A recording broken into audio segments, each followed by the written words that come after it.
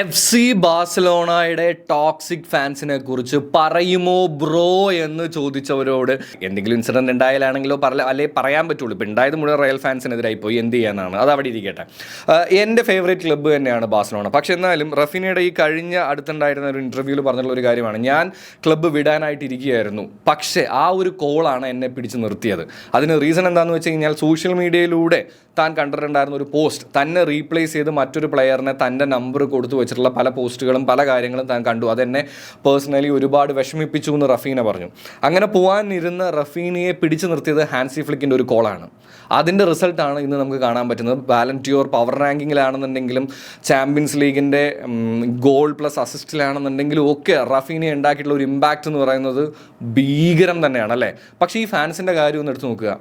എന്തെങ്കിലും ഒരു ചെറിയ നെഗറ്റീവ് ഉണ്ടാകുമ്പോഴേക്കും സ്വന്തം ടീമിലെ പ്ലെയേഴ്സിനെ കുറ്റം പറയാമെന്ന് പറയുന്നത് ഒരു ടോക്സിക് ആയിട്ടുള്ള ഒരു ആറ്റിറ്റ്യൂഡ് തന്നെയാണ് കേട്ടോ, അല്ലേ.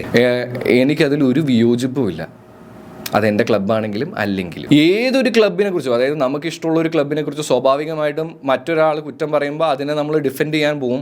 അതൊരു പരിധിയിൽ കൂടുതലാകുമ്പോൾ ടോക്സിക് ആവും എന്നുള്ളതാണ് എനിക്ക് പേഴ്സണലി തോന്നിയത്. അതുകൊണ്ട് തന്നെ ഏത് ക്ലബിൻ്റെ ആണെന്നുണ്ടെങ്കിലും ടോക്സിക് ആയിട്ടുള്ള ആക്ട്സ് ടോക്സിക് തന്നെയാണ്. അത് ഫുട്ബോളിന് ഒരു തരത്തിലും ഗുണം ചെയ്യുന്നില്ല. പിന്നെ കുറേ പേര് എൻ്റെ ഫുട്ബോൾ നോളേജിനെ പറ്റിയൊക്കെ ചോദിക്കുന്നുണ്ടായിരുന്നു. കുഞ്ഞിലെ മുതൽ ഫുട്ബോൾ കണ്ടും കളിച്ചും വന്നത് തന്നെയാണ് എൻ്റെ നോളേജും എൻ്റെ അതിൻ്റെ റിലേറ്റഡ് ആയിട്ടുള്ള കാര്യങ്ങളെല്ലാം. ഞാനൊരു യൂണിവേഴ്സിറ്റിയിലും പോയിട്ട് ഫുട്ബോൾ പഠിച്ചിട്ടില്ല എന്ന് മാത്രമേ എനിക്ക് പറയാനായിട്ടുള്ളൂ.